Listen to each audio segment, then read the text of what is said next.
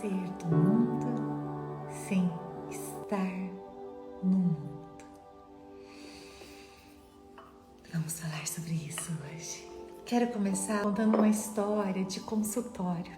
Chegou uma mulher, 36 anos, agoniada, sofrendo, dizendo que não aguentava mais seu companheiro, que sabia que era o momento de se separar. Ele vivia chegando cansado, não olhava mais para ela, não ajudava ela com as crianças, vivia num mundo à parte e dentro do coração dela ela achava que havia terminado aquele relacionamento. E eu atendi ela e combinamos que eu iria atender ele. E antes dela ir, ela ainda disse: doutora Ana, eu tenho certeza plena que ele me trai. Eu tenho certeza plena que nessas viagens que ele faz, ele ainda me trai. E eu escutei. E a gente pediu para encaixar o companheiro dela e ele veio para atendimento. Até mesmo porque nós havíamos trabalhado nessa mulher muitas dependências emocionais dela.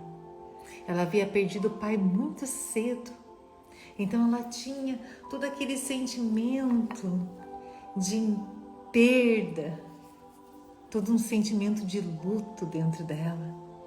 Mas a mãe dela, uma mulher forte, lidou com a vida, criou todos os filhos. O pai na época bebia, teve um câncer.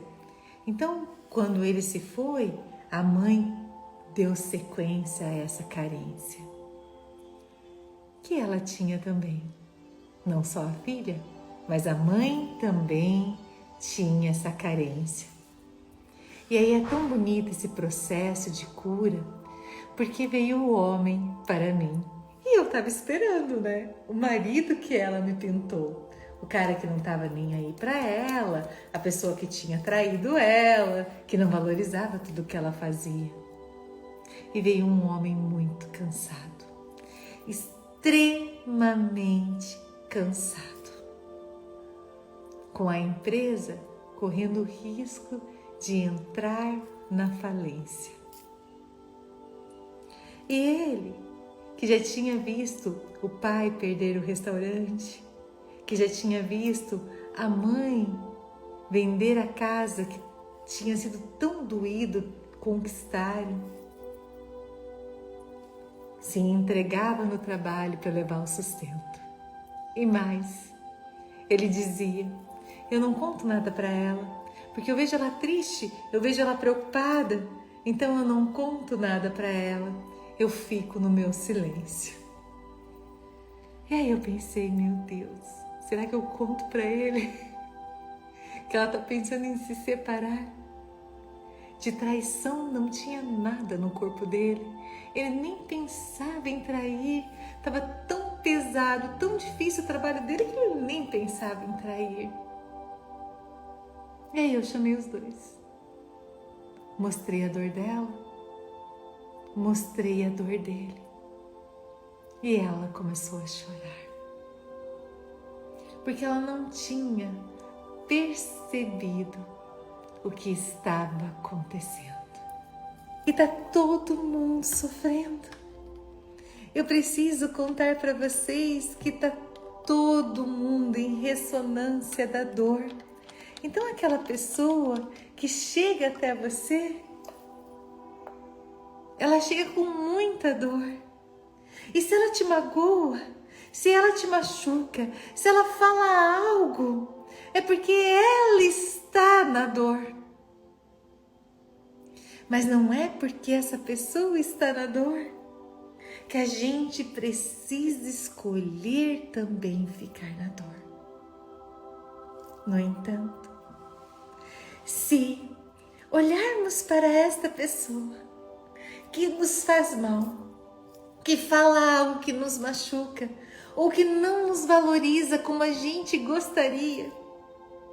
E lembrarmos das nossas dores passadas, das nossas carências passadas, do que a gente não conseguiu fazer, do que a gente não conseguiu vencer. Aí nós vamos sofrer.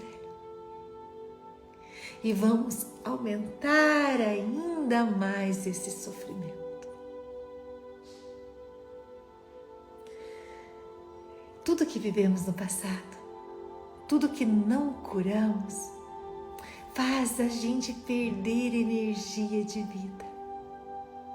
Faz a gente entrar em sofrimento. E se eu olho para esse passado e aumento esse sofrimento, e quando eu falo de passado, eu nem falo de passado tão antigo, eu posso falar de algo que se passou hoje. Hoje, por exemplo, quando você falou com o seu filho, ou quando você falou com o seu marido, ou quando aconteceu algo no seu trabalho, que você não soube superar naquele momento, tira a sua energia de vida. Agora, se eu olhar para o passado e entender que aquilo que aconteceu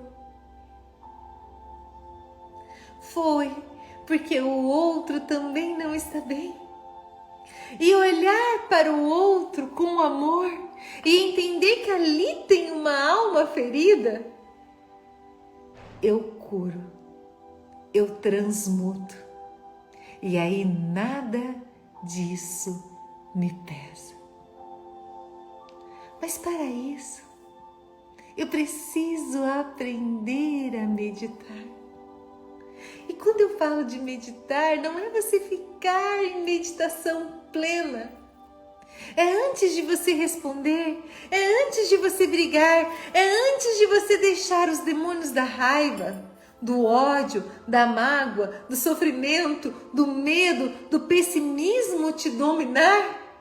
É você aquietar a sua mente e buscar compreender o que está acontecendo por trás de tudo isso. Meditar é não sucumbir na energia de traumas passados. Então, se nesse momento eu me lembrar de algo que ainda me machuca, que ainda me fere, que me causa dor, é esse momento que eu tenho que meditar. O porquê que eu estou deixando a dor do outro me machucar tanto? O porquê eu estou deixando a dor do outro me ferir tanto? E aí eu escolho fazer diferente. É isso que o mestre fazia. Ana, mas o mestre era o mestre. Concordo plenamente. Por isso que eu gosto tanto da figura, às vezes, até mesmo do Buda. Porque o Buda era um homem comum. O pai dele queria que ele fosse um príncipe que lutasse na guerra. Tanto que ele escondeu todos os velhos, todas as pessoas que pudessem ensinar ele a meditar, a contemplar. E um dia Buda encontrou uma senhora e ela estava meditando, estava orando. E ele resolveu ir para longe aprender isso. E aí ele emagreceu, ele sofreu e ele percebeu que aquilo não era meditar. Ele saiu dali, ele se alimentou e ele foi aprendendo a meditar vivendo. Isso é muito mais difícil do que rezar um terço. Porque quando a gente reza o terço, a gente está meditando. Porque a gente está repetindo palavras. Isso é muito mais difícil do que fazer um mantra. Passar o dia inteiro meditando é refletir no que te causa dor. É você escolher todos os dias se aprimorar, viver melhor. E é isso que vocês escolheram quando pararam aqui. Enfrentar os demônios, enfrentar o que vivemos no dia a dia, mas aprendermos a fazer diferente. E é isso que eu convido vocês. A gente faz caridade olhando para o outro e compreendendo que o outro não está bem. Olhando para o outro e acolhendo o outro com a sua dor sem nenhum julgamento. A gente faz caridade nos momentos de conflito. A gente faz caridade principalmente com a nossa própria dor.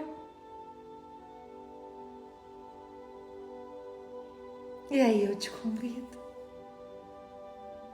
a fazer a caridade, porque a gente se aproxima do Mestre e a gente evolui quando a gente estende a mão para o outro. Então pense, qual amigo eu estou precisando visitar? Qual pessoa que eu estou precisando olhar com mais amor? Agir como Mestre, meditando em nossas ações e vivendo plenamente no amor. É mais difícil, mas é o que traz a verdadeira felicidade. Tem muita gente buscando a felicidade. E a felicidade está quando seguimos o nosso propósito.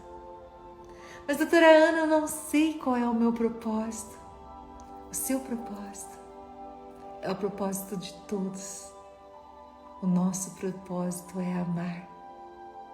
É amar o outro como ele consegue ser.